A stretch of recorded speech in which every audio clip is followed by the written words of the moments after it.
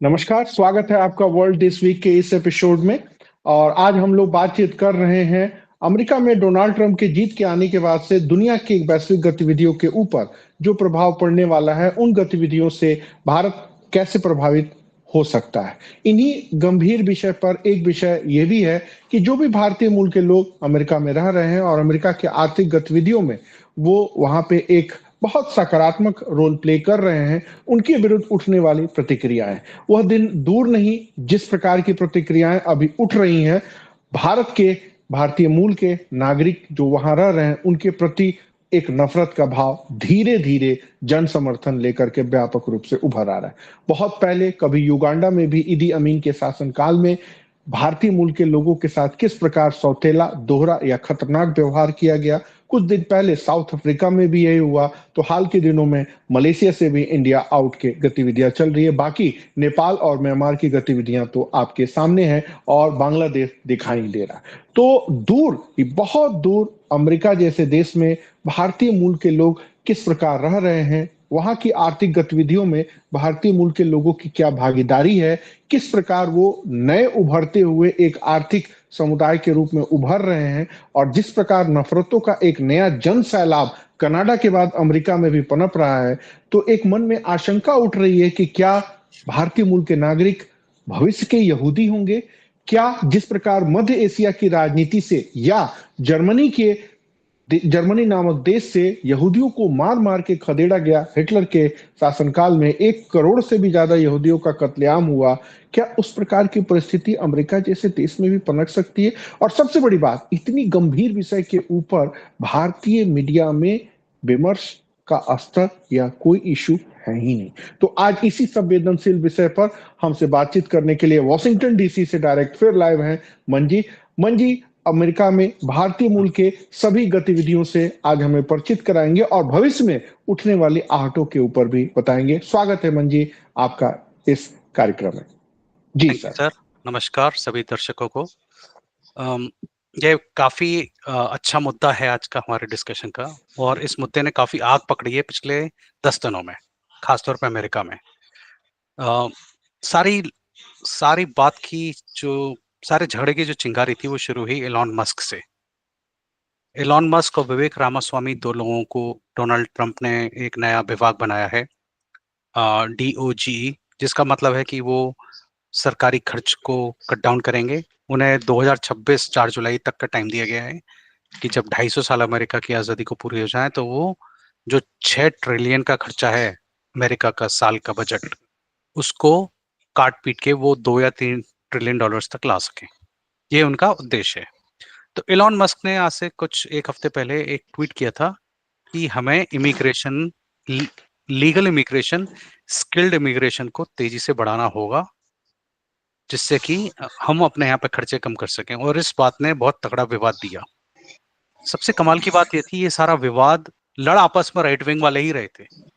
मतलब ट्रंप के साइड के लोग इलॉन मस्क और विवेक रामास्वामी से ही लड़ रहे थे। उनका यह कहना था कि आप तो और इंडियंस को यहाँ लाना चाहते हो, और जो सारा चुनाव था वो इमिग्रेशन पे लड़ा गया था।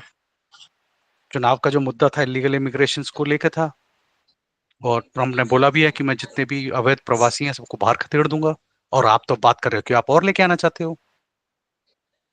तो बात यहाँ से घूमकर पहुंच गई इंडियंस पर, और उसके बाद जो यहाँ पर विवाद चालू हुआ है, CNN में लाइव डिबेट्स चले हैं, बड़े बड़े यहाँ के अखबारों में इंडियंस के ऊपर जो नस्लवादी कमेंट्स जितने भद्दे से भद्दे हो सकते हैं वो आज की तारीख में हो रहे हैं। और ये ट्रेंड पिछले एक हफ्ते से यहाँ पर चल रहा है, खूब जम के चल रहा है।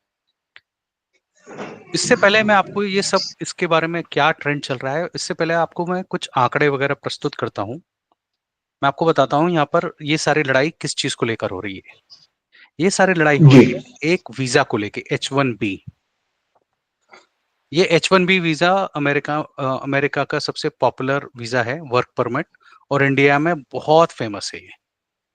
आपको भी शायद से ज्ञात होगा H1B वीजा के बारे में, कि किस तरह से डॉक्टर्स, इंजीनियर्स, साइंटिस्ट, अकाउंटेंट्स, जो भी टॉप क्रीम है इंडिया की, वो इस वीजा को लेके यहाँ पर आती है और काम करती है।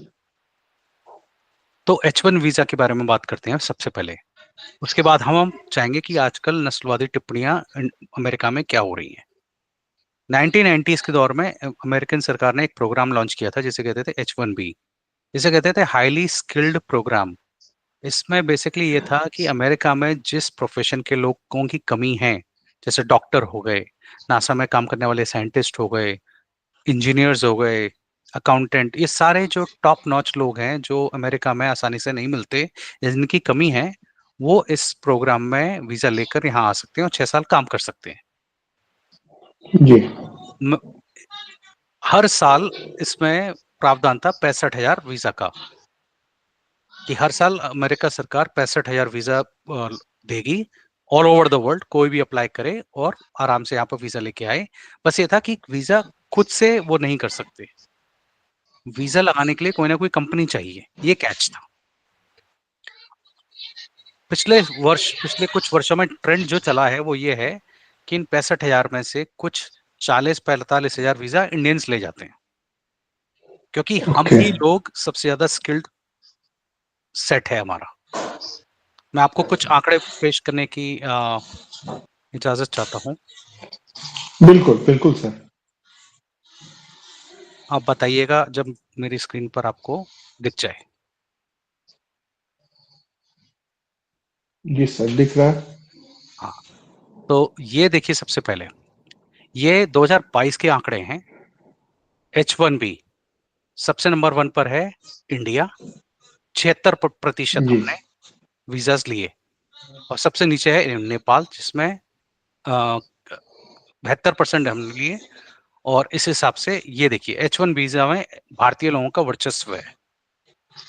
रीजन बड़ा सिंपल सा है, क्योंकि हमारी जो इंडिया में वर्क फोर्स है वो काफी स्ट्रांग है। हम हम्म। जितने इंजीनियर्स एक साल में वहां पर ग्रेजुएट करते हैं, लोग उतने बाकी दुनिया में पढ़ते भी नहीं होंगे उतने इंजीनियरिंग के। खैर, जी। सॉफ्टवेयर इंजीनियर, लोगों को लगता है सारा H1 वीजा जो है सॉफ्टवेयर इंजीनियर्स का है, लेकिन ऐसा नहीं है। सॉफ्टवेयर के अलावा जो H1 वाले लोग हैं वो हैं अकाउंटेंट्स, EY कंपनी या फिर PwC कंपनी जो यहाँ की ऑडिट करती हैं कंपनीज, वो अकाउंटेंट्स को लाती हैं। इसके अलावा साइंटिस्ट हो गए, डॉक्टर्स। यहाँ पर ऐसे ऐसे स्टेट हम्म। हैं जी कि आप जान के बड़ा ताज्जुब करेंगे कि पूरे राज्य में अमेरिका के सिर्फ भारतीय डॉक्टर्स हैं। जैसे? जैसे वर्जीनिया में कई देख लीजिए, या फिर मिड वेस्ट में देख लीजिए, ऐसे रिमोट स्टेट्स जहाँ नॉर्मल अमेरिकन जाके काम नहीं करना चाहता, वहां पर भारतीय डॉक्टर मिल जाएंगे आपको। वो सारे भारतीय डॉक्टर H1B वीजा पर है। हम्म। तो ये स्थिति है। और स्थिति ये हो चुकी है कि पिछले 15 साल से भर भर के लोग आ रहे हैं यहाँ पर, और ये सब अपनी काबिलियत से आ रहे हैं। अब इसमें हम्म। रिसेंटली कुछ स्कैम्स भी हुए हैं। कई भारतीय कंपनी ने अ, गलत तरीके से लगाया लोगों को और लेकर आए। लेकिन इसके पीछे सबसे बड़ा स्कैम वो ये है कि H1 वालों को लेकर आते हैं। प्रोग्राम का उद्देश्य था कि ऐसे लोगों को लाइए जिनकी यहाँ पे कमी हो। लेकिन अब लोग ऐसे आने लग गए कि अगर कोई अमेरिकन $1 लाख सालाना तनख्वाह पे काम कर रहा है, तो उसे H1 पर उसका रिप्लेसमेंट ले आएंगे, H1 इंडियन, जो 60,000 में काम कर देगा। तो यहाँ की अमेरिकी ओके। कंपनी को 40,000 की बचत हो जाएगी। सस्ते ये एक मजदूर। सस्ते मजदूर, जो मैंने पिछली बार भी एक टर्म यूज किया था, टेक कुली, वो इसी संदर्भ में था। हम्म। वीजा का जो उद्देश्य है वो हम्म। ये है कि ऐसे लोगों को लाइए जो नहीं है। लेकिन हम्म। अब आप सस्ते मजदूरों का उन्होंने इसको एडवांटेज कन्वर्ट कर दिया। और इसके करने वाले हम्म। इंडियन कंपनीज हैं, प्लस अमेरिकन कंपनीज हैं, जिनकी साठगांठ में वो कॉस्ट कटिंग के प्रोग्राम में या प्रोग्राम चल रहा है। तो ये H1B हम्म। की कहानी है। हम्म। अब हम आते हैं एक इम्पॉर्टेंट एस्पेक्ट पे, वो है कि अमेरिका में भारतीय लोगों का क्या योगदान है। आज की तारीख बिल्कुल। में इंडियंस की जो पॉपुलेशन है अमेरिका में, वो 1%, 1% ऑफ सिर्फ एक पॉपुलेशन। प्रतिशत सिर्फ 1% है हम लोग यहाँ पर। लेकिन हम जो यूएसए का टैक्स है वो 6% दे रहे हैं। बहुत बड़ी बात। उस 1% जनसंख्या, 6% हाँ, टैक्स। अब मैं आपको एक और दिलचस्प आंकड़े से रूबरू कराता हूँ। ये देखिए, ये हाउस होल्ड इनकम है अमेरिका की। ये हम्म। आंकड़े हैं 2015-16 के, और ये आंकड़े बढ़ ही चुके हैं। इस पर टॉप में देखिए कौन है, इंडियन अमेरिकन, यानी कि सबसे ज्यादा कमाने वाले हम लोग हैं। और सबसे नीचे हैं हम्म। अफ्रीकन अमेरिकन, जो अश्वेत लोग हैं अमेरिकन। और जो व्हाइट अमेरिकन हैं वो आपके यहाँ पर आते हैं, हम उनसे डबल कमा रहे हैं। ओके। ठीक, यहाँ तक कि ये देखिए पाकिस्तानी अमेरिकन भी उनसे आगे हैं। ओके। और ये आंकड़ा पेश करता है कि कितने हम पढ़े लिखे लोग हैं। तो 70% जो एनआरआईज हैं यूएसए में वो पढ़े लिखे हैं, जिनके पास एक डिग्री है।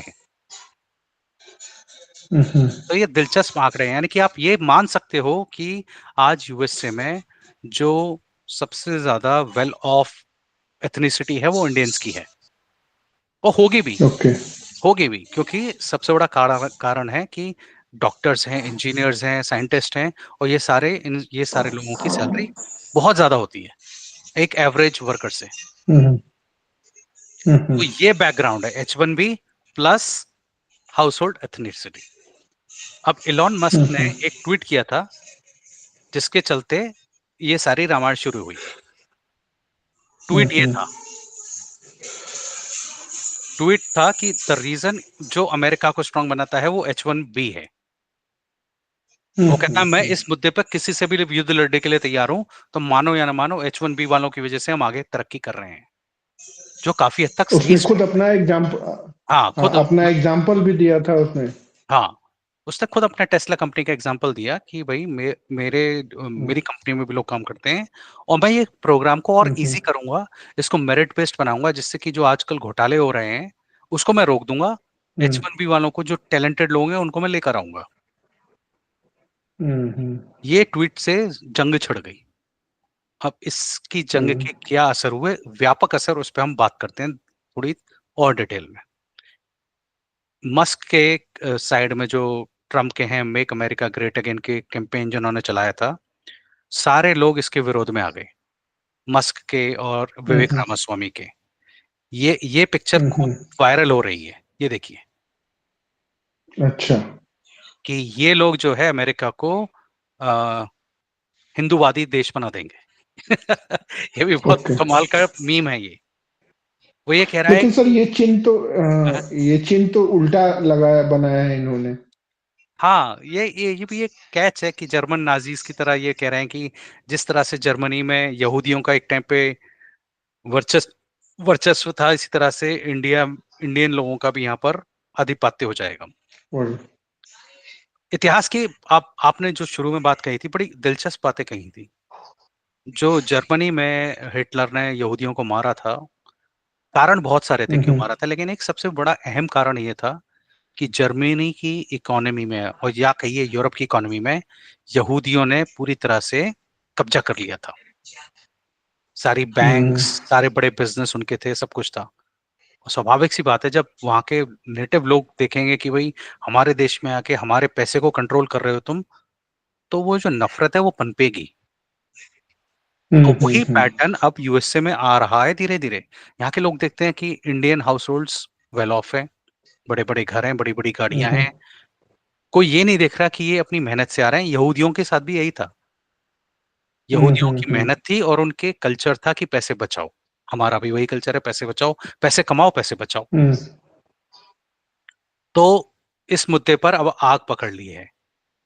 अब आग कैसे पकड़ी है, वो कह रहे हैं कि ये इंडियन लोग अपने देश को तो ठीक कर नहीं पाए और भाग भाग के यहाँ आ रहे हैं, ये हम अमेरिका को कैसे ठीक कर देंगे। अगर इंडियन लोग वाकई में इतने टैलेंटेड हैं तो इंडिया आज एक थर्ड वर्ल्ड कंट्री क्यों है। फिर मुद्दा घूम के पहुंच बिल्कुल। जाता है कि इंडिया के देखो लोग कितने गंदे होते हैं, अनहाइजीनिक होते हैं, जहां भी जाते हैं गंदगी फैलाते हैं, अमेरिका में हमें ये लोग नहीं चाहिए।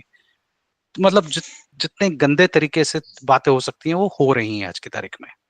हमारे खान ह्यूमिलिएट पान से, करना है। हाँ, वो स्टीरियोटाइप करना, हमारे खान पान से लेके हमारे उठने बैठने के तरीके, हमारे हाइजीन के तरीके, सब चीजों पे बातचीत हो रही है।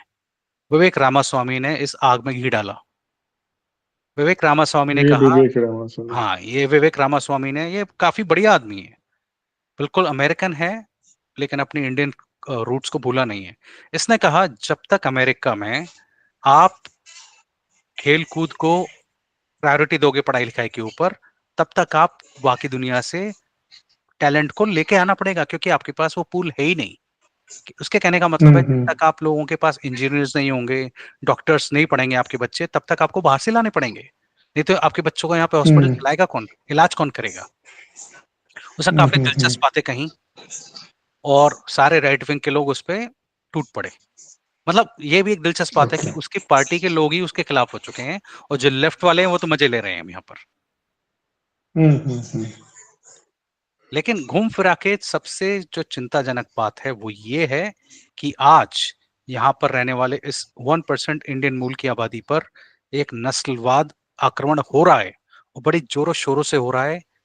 यहाँ की मीडिया में हो रहा है, यहाँ सोशल मीडिया में चल रहा है, सब तरह की नस्लवादी टिप्पणियां हो रही हैं, जो कि मुझे नहीं लगता कि इंडिया में बैठे किसी भी मीडिया हाउस में इस चीज कवर हो रही है, और ये बात हम्म। चिंताजनक है। हम्म।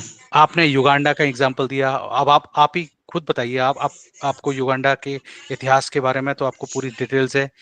आप दर्शकों को कृपया बताइए कि किस तरह से इदी अमीन ने वहां के लोगों को मार भगाया था, और क्यों मार भगाया था। वहां भी वही था, वहां के बिजनेस पे और वहां की इकोनॉमी में, पॉलिटिक्स में तो नहीं थे, इकोनॉमी में बहुत अच्छा योगदान किया था भारतीय लोगों ने अपनी मेहनत से, परिश्रम से, और एक अजीब से नफरत का भाव अपना।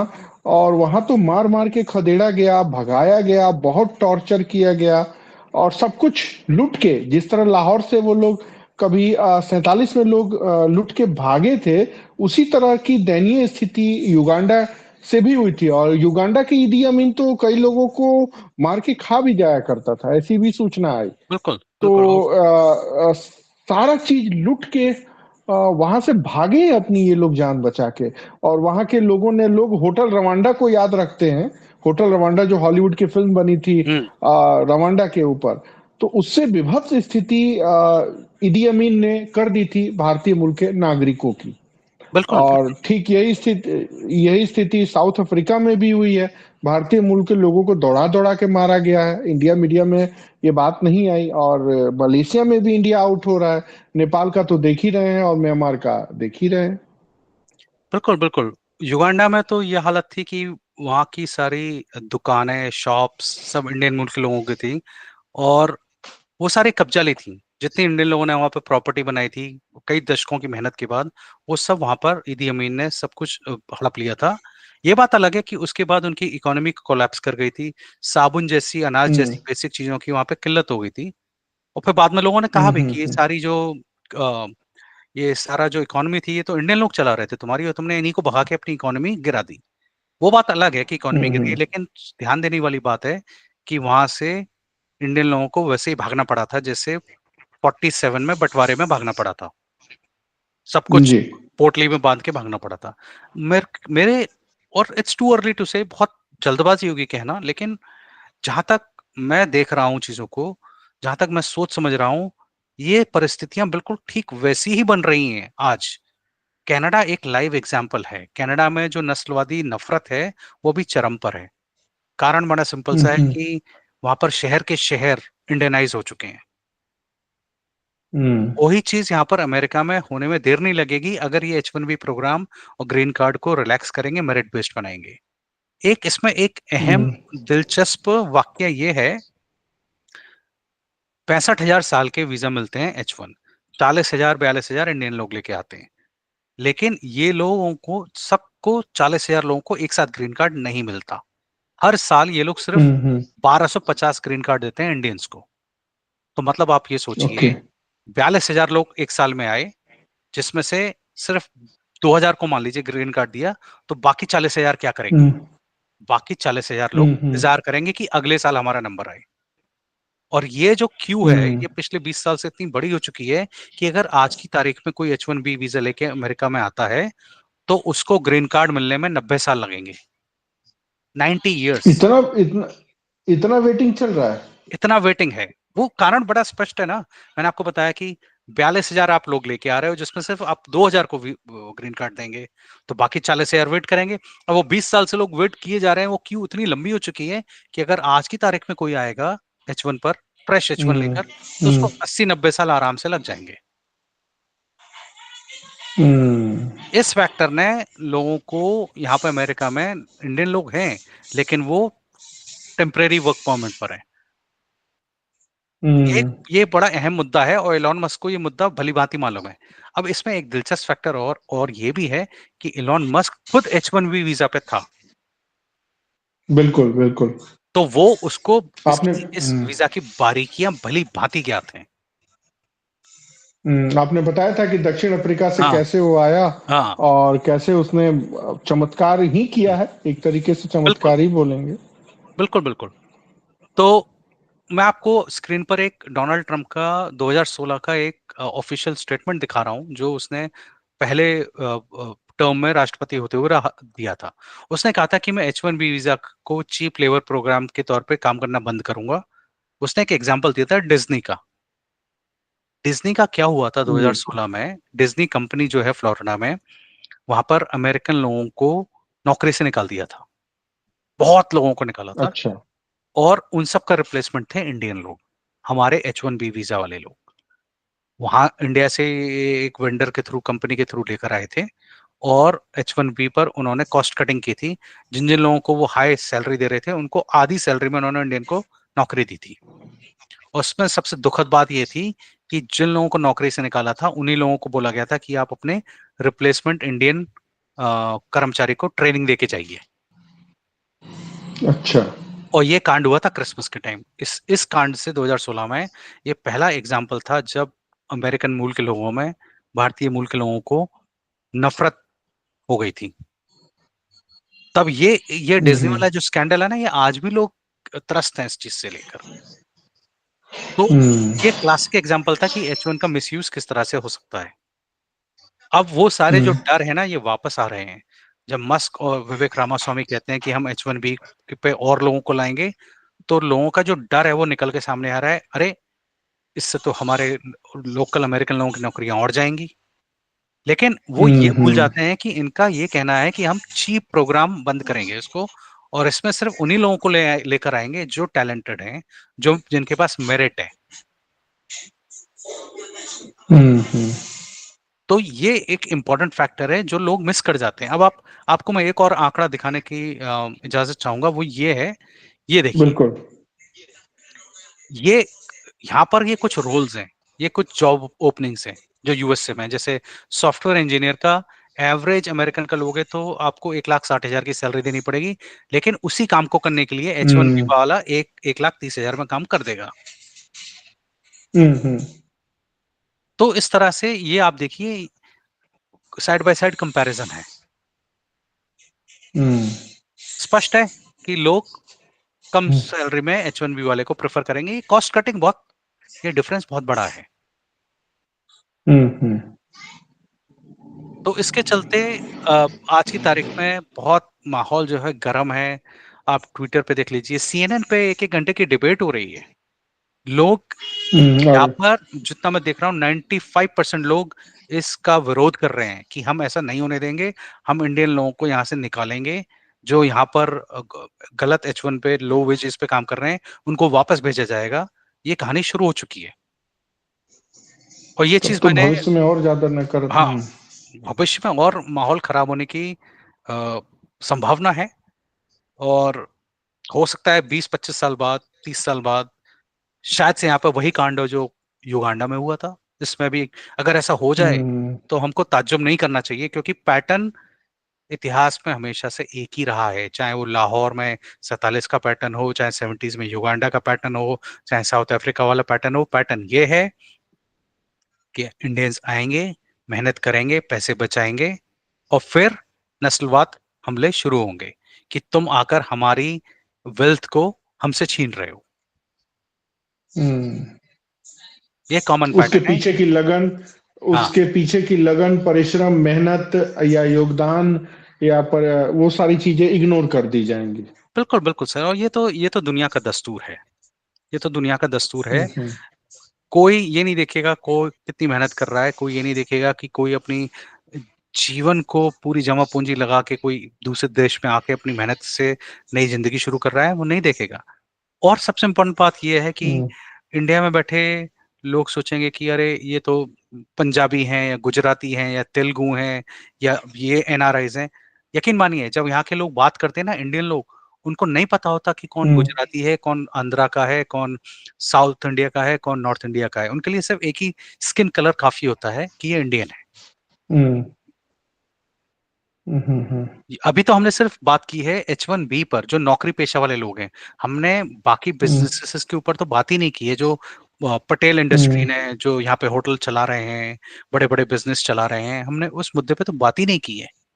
हमने कई सारे सर टॉपिक्स पे। इलीगल हाँ। जितने डंकी रूट से घुसते हैं सर, हम्म। मैक्सिको के थ्रू या कनाडा के थ्रू, वो लोग क्या करते हैं सर? वो निचले तबके के काम करते हैं, घास काटना, घरों की हम्म सफाई करना, जो मजदूरों वाले काम होते हैं, कंस्ट्रक्शंस वाले काम होते हैं, वो सारे काम करने के लिए आते हैं, जिसमें मिनिमम वेजेस होती हैं, जिनकी साल की ओके। तनख्वाह में 25-30 हजार डॉलर साल का खर्च कमाई होती है। अच्छा इस सर, ये वहाँ के इकोनॉमी के अलावा कुछ क्राइम या इलीगल एक्टिविटी में भी इन्वॉल्व हैं? जैसे कनाडा के ड्रग माफिया से पंजाबियों के तार जुड़ते हैं, तो कुछ अमेरिका में भी इसी तरह का है?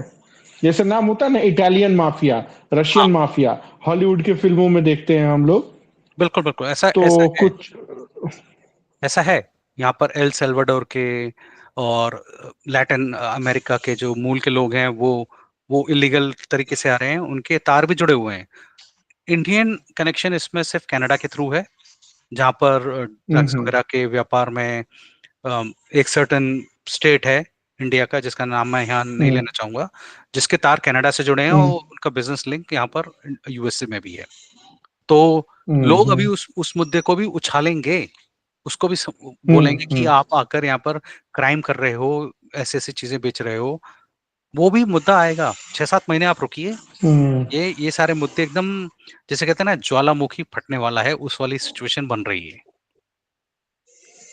चाइना का कोई सीन है सर यहाँ पे कि भारत विरोधी भावनाओं को भड़काने में? बिल्कुल है। चीन जैसे हम्म, विश्व के हर देशों में चीन दिखाई देता है, भारत के सभी पड़ोसी देशों में, क्या अफगानिस्तान, पाकिस्तान, नेपाल, म्यांमार से लेकर के बांग्लादेश से फिर नीचे इधर आ जाइए श्रीलंका और मालदीव, हर जगह तो जिस तरह चीन की खुराफाती नीतियां दिखाई देती हैं, तो क्या अमेरिका में भी चीन भारत विरोधी भावनाओं को उठाने में मशगूल दिख रहा है? बिल्कुल दिख रहा है। चीन के ही क्यों एग्जांपल लीजिए आप। यहाँ पर इंडिया के जो प्रतिद्वंदी हैं, मान लीजिए कोई अगर चाइना, तो खैर यहाँ पर चाइनीज मूल के जो लोग हैं वो काफी पढ़े लिखे लोग हैं, एलीट हैं। उनका हम्म कंपटीशन कौन है? उनका कंपटीशन इंडियन है। गणित में चाइना वर्सेस हम्म इंडिया कंपटीशन है। पीएचडी करने वाले स्टूडेंट्स में अधिकांश लोग या तो चाइनीज होते हैं या इंडियंस होते हैं। अमेरिकन ना के बराबर हम्म है। तो जब वो देखेंगे कि हमारे जो विरोधी हैं, जो कंपटीशन हमें दे रहा है इंडिया, अगर उसको नीचे ला सकते हैं तो लाओ, और तो वो भी उस मुहिम में शामिल है। उनका कहना है ये हम्म घपलेबाज हैं, ये करप्ट देश से आते हैं, इनके देश में भ्रष्टाचार इतना है, वही भ्रष्टाचार वो यहाँ ला रहे हैं। सब तरह के जो हम्म एलिगेशंस हैं, इल्जामात हैं, उसमें क्या चाइना, क्या ईरान के लोग, सारे देश के लोग लगे पड़े हैं। यूट्यूब चैनल्स देखिए आप, यहाँ पर मेन मीडिया में बात करते हुए देखेंगे आपको, जितने रेशियल स्लर्स हैं, नस्लवादी टिप्पणियां हैं, सब सुनने को मिलेंगी। हम्म कल मैंने गालियां कुछ सुनी थी, तभी मैंने पूछा कि चीन का भी रोल, जिस प्रकार नेपाल में चीन ने वो कर करके भारत विरोधी भावना, अभी तो मैं हूँ तो देख रहा हूँ कि कैसे किस प्रकार भावनाएं भड़क रही हैं सर। और क्या क्या संभावनाएं पनप सकती हैं? जैसे एलन मस्क के इस गतिविधि से ट्रम्प के पार्टी के लोग ही आक्रामक हो रहे हैं और लेफ्टिस्ट तो मजे ले ही रहे हैं, तो और क्या क्या चीजें हो सकती हैं? और दूसरी बात, भारत सरकार को अभी से क्या सतर्क रहना चाहिए, और एक नागरिक, प्रबुद्ध नागरिक के होने के नाते हम इसमें, इस समस्या के समाधान में क्या भूमिका निभा सकते हैं? ये सर आपने बड़ी बड़ी ही शानदार बात कही है, और मुझे नहीं लगता इस बात को आज तक किसी भारत मीडिया पर्सन ने उठाया है। कोई ये नहीं सोचता कि ऐसा क्या है कि हर साल इंडिया से इतना तगड़ा ब्रेन ड्रेन हो रहा है। मतलब कौन सा ऐसा देश होगा जो चाहेगा कि मेरे यहाँ के पढ़े लिखे लोग, डॉक्टर, इंजीनियर्स, अकाउंटेंट्स देश छोड़ के चले जाएं। ये सोचिए कि हर साल 40 से 45 हजार लोग, पढ़े लिखे लोग, जिसमें डॉक्टर और साइंटिस्ट वगैरह हैं, वो छोड़ छोड़ के जा रहे हैं और वहां के बैठे लोगों को कोई फर्क नहीं पड़ रहा। और ये कांड पिछले 25 साल से हो रहा है। मतलब आप लाइन सोचिए, आप लगी है सर, लाइन लाइन लगी है। लगी है, लाइन लगी है। और इस चीज पे कोई बात नहीं करना चाहता। ब्रेन ड्रेन एक ऐसा मुद्दा है जिस पे देश में व्यापक चर्चा होनी चाहिए कि किस तरह से हम अपने टैलेंट को अपने देश में रोकें। आप अपने देश में किस टाइप के लोगों को रखना चाहेंगे? जो मजदूर वगैरह हों, बाहर से लाए हुए बांग्लादेशी मजदूर हों, या आपके खुद के पढ़े लिखे डॉक्टर इंजीनियर्स हों जो आपके देश को बेहतर बनाने में और मदद दे सकें? ये कहाँ की हम्म। अक्लमंदी है कि जो बच्चा वहां पर इंडिया में रह के डॉक्टर की पढ़ाई करे, 8-10 साल वहां पर पढ़ाई करे, सारे संसाधन यूज करे, वन फाइन डे वो उड़कर अमेरिका आ हम्म। जाए, और फिर यहाँ पर आकर वो अपने डॉलर हम्म। की रेस में 20-20 साल तक वेट करता रहा कि कब मुझे ग्रीन कार्ड मिलेगा। इस ओके। मुद्दे पे कोई बात नहीं करना चाहता। तो to hmm. Answer your question, आपके आपके इस प्रश्न का सिंपल और साधारण उत्तर यह है कि सरकार, भारतीय सरकार को सोचना चाहिए कि किस तरह से इस ब्रेन ड्रेन को रोका जा सके। हम्म। सोचिए, अगर आपने इतने सारे डॉक्टर्स और इंजीनियर्स तो चलिए छोड़ दीजिए, इंजीनियर, आईटी, सॉफ्टवेयर प्रोफेशनल की तो हमारे पास खूब तादाद है, हम उसे दुनिया में बांट सकते हैं। लेकिन डॉक्टर और साइंटिस्ट दो ऐसे टॉपिक होते हैं हम्म। तो कोई देश नहीं बांटना चाहेगा, क्योंकि हमारे पास भी डॉक्टर्स हम्म। की कमी है। ऐसा तो है नहीं कि हमारे पास अंधाधुंध डॉक्टर्स हैं या अंधाधुंध साइंटिस्ट हैं। तो पहला हमारा सरकार का कदम ये होना चाहिए कि कम से कम ऐसे लोगों को तो रोकिए। इस चीज पर मुझे नहीं बहत्तर लगता। परसेंट 72% सर हमारे साइंटिस्ट भारत से बाहर चले जाते हैं।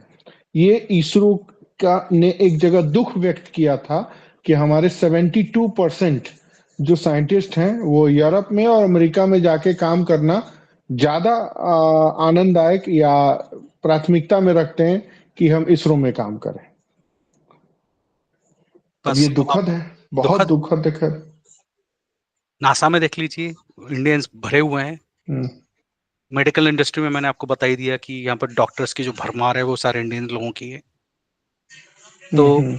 बड़ा ही अफसोस होता है। और सबसे कमाल की बात सर ये है, ये जिसपे शायद से लोग गौर नहीं करते। लोगों को लगता है कि अमेरिका में कमाई ज्यादा है, डॉलर में कमाते हैं। ऐसा नहीं है। जो डॉक्टर यूएसए में कमाएगा उतनी ही उससे थोड़ी बहुत कमाई इंडिया में कमा लेगा। तो सबसे बड़ा हम्म। प्रश्न यह है कि लोग क्यों बाहर भाग रहे हैं, जब हम्म। कमाई का प्लेटफॉर्म अब तो ऑलमोस्ट सेम हो चुका है। आईटी में भी काफी हद तक सेम हो चुका है। ऐसा नहीं है कि यूएस से हम्म। आने वाले लोगों के पास अंधाधुंध सैलरी मिल रही है, नहीं, वो काफी नॉमिनल है।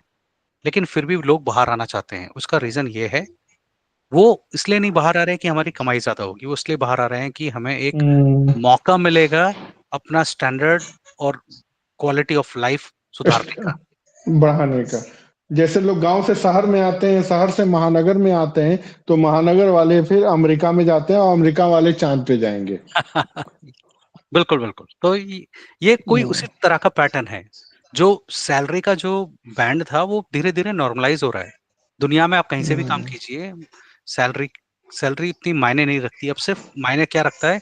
Quality of life. लोग क्वालिटी हम्म। ऑफ लाइफ पाने के लिए बाहर भागते हैं, और कोई बड़ा मुद्दा नहीं। बिल्कुल standard. Standard. Social medium class में तो ये ज्यादा है कि सॉफ्टवेयर इंजीनियर किया और लोग होते हैं कब जा रहे हो अमेरिका या ऑस्ट्रेलिया या यूरोप।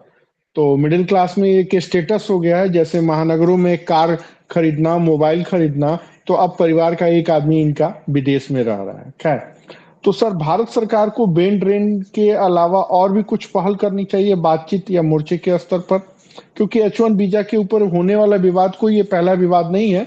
सन 2000 के आसपास भी जब वाजपेयी जी हाँ। प्रधानमंत्री थे तो उस समय भी ये मुद्दा उठा था, क्लिंटन जी के टाइम पीरियड में। तो प्रमोद महाजन जी ने इसको बड़े अच्छे से हैंडल किया था। उसके बाद नारायण मूर्ति जी ने भी हैंडल किया, नंदन नीलकेनी जी ने भी, या नेस्कॉम ने अच्छा खासा एक कंट्रीब्यूशन किया। तो अभी वो कौन से ऐसे मुद्दे हैं जिनके ऊपर भारत सरकार को सोचना चाहिए, और हम यहाँ पर इस मुद्दे को कैसे उठाएं कि भारत सरकार इस मुद्दे को अपने एजेंडे में रखे और इस पे पहल करे। देखिए, आपने अगेन बड़ा इंटरेस्टिंग एस्पेक्ट दिखाया, जो आपने वाजपेयी जी के टाइम पर से लेकर, और समय समय पे H1 पे विवाद होते रहे, समय समय पे भारतीय सरकार अमेरिकन सरकार से दरख्वास्त करती रही है कि इस प्रोग्राम को आप बंद ना करें। हमारे लोगों को आप लेके जाएं, बाहर काम करवाइए। उसका रीजन ये है कि जो रेमिटेंस है एनआरआई से, अमेरिकन इंडियंस की जो हम्म, रेमिटेंस है, काफी बड़ा अमाउंट होता है वो। इंडिया को डॉलर्स हम्म, काफी अच्छे मिलते हैं, तो कोई भी सरकार ऐसा नहीं चाहेगी कि ये डॉलर का जो फ्लो है, इनकमिंग डॉलर का फ्लो है, वो रुक जाए। पिछले 5-6 साल में बिल्कुल। ये फ्लो बहुत तगड़ा हो चुका है, बिलियंस ऑफ डॉलर्स का है ये। तो नंबर वन पे है, वर्ल्ड में नंबर वन है सर। हाँ, नंबर वन है इंडियंस जो हम्म, वापस अपने देश इतने डॉलर भेजते हैं। तो स्वाभाविक सी बात है, भारतीय सरकार के लोग बिल्कुल नहीं चाहेंगे कि ये प्रोग्राम इम्पैक्ट हो। ये प्रोग्राम इम्पैक्ट होगा और जरूर होगा, क्योंकि अब इसने ये जो कहते हैं ना, जो एक सीमा रेखा है वो पार कर ली है। सीमा रेखा ये थी हम्म, कि इसको अब्यूज जितना करना था लोग कर चुके हैं, और अब इस हम्म, सरकार में हो सकता है इस पे मेरिट बेस्ड आ जाए, इसे पॉइंट सिस्टम के ऊपर कर दिया जाए कि जो कैंडिडेट ज्यादा पढ़ा लिखा होगा, जिसको ज्यादा सैलरी मिलेगी, उसको पॉइंट अधिक मिलेंगे, और उसको पहले वीजा देने की पहल होगी, ना कि जनरलाइज किसी को हम्म, भी वीजा पकड़ा दिया, जो कि ऐसा बिल्कुल। होना भी चाहिए। भारतीय सरकार को इसी मुद्दे पे ये सोचना चाहिए कि भाई, आप जो H1B पर आप अपने लोगों को बाहर भेजने भेजने के लिए तैयार हो, उनमें से कौन से लोगों को आपको रिटेन करना है, कौन से लोगों, किस कैटेगरी के लोगों को आपको बोलना है कि आप बाहर मत जाइए, जो सुविधा आपको बाहर जाके मिलेंगी हम वो सुविधा आपको देश में ही देंगे। जैसे कि डॉक्टर्स, आप डॉक्टर्स को रोकिए।